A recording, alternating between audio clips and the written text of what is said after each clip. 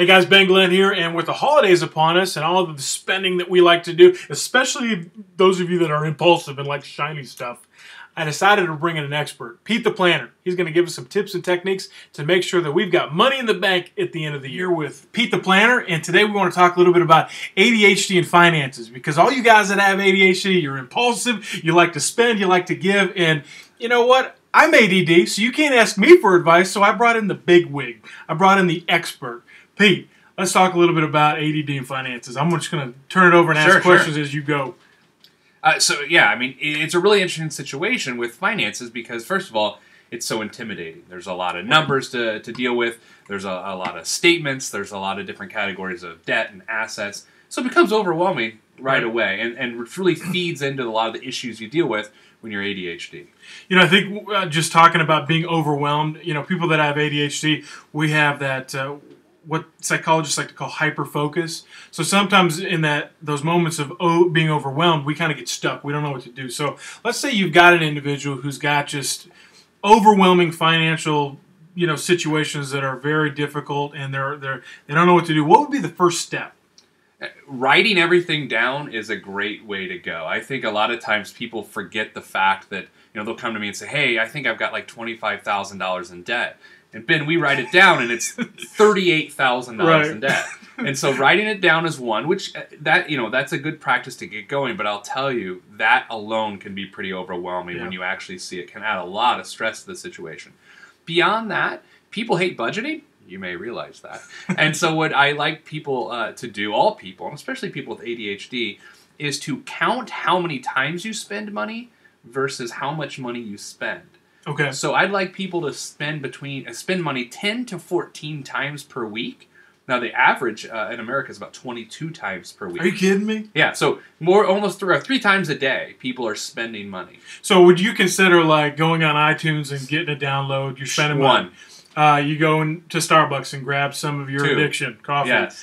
So all of those little things add up, and you want to break it down from, you said the average is 22, and we'd like to get you to 10 to 14. The more times you spend money, the less you care what you're buying costs. And so let's say that again. Say it slower. The more times you spend money, the less you care what you're buying costs. So that's why I want you to consider the necessity of every purchase. Look, I can be as compulsive as the next person. Sometimes I get in little spending patterns where I just can't stop. It's like, once you start online buying, maybe this is not such a great idea and you buy it. Well, what does it mean if this is a little better idea than that? Well, it means buy this too. Yeah. And so if you really restrict yourself with 10 to 14, it can be interesting. Now, if you want to get hyper-focused in that particular way, what I recommend people do is try to spend money 5 times in 1 week. That's it. 5 times? 5 times. It's overwhelming. But try it. I mean, it is crazy. And I did this once, 4 or 5 years ago. And I'll tell you, the next 2-3 months, my spending habits were completely different. Really? Because I considered every single purchase I made as to whether it was important or not. So really what you're talking about is just being more aware. I mean, because a lot of guys, they just spend because it's part of your everyday life, and you've got to get gas and you got to go to the grocery store. But if you are mindful about that, you can get it more under control. Yeah, and there's another tip there. You said something really interesting. You said aware. People mistake checking your checking account balance very frequently as aware. That's not aware. Think about this. If you have to check your checking account balance frequently, are you really that aware? No, because you always have to look. Yeah. Think about this. If you go to your refrigerator and you open it frequently, are you more likely to eat more frequently, or are you more likely to not eat?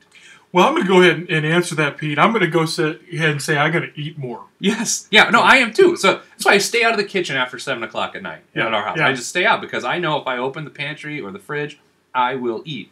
With your checking account, the more times you check it, the more text alerts you have, the more email alerts, phone notifications, the more money you will spend. So awareness is important, but it's not constantly checking your checking account balance.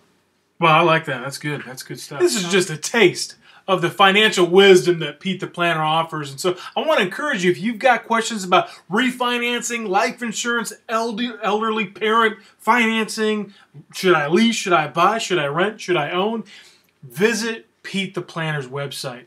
Go to www.petetheplanner.com. He has got just a ton of resources. He offers books. There's even a place where you can click to ask questions, and he himself will answer your questions directly.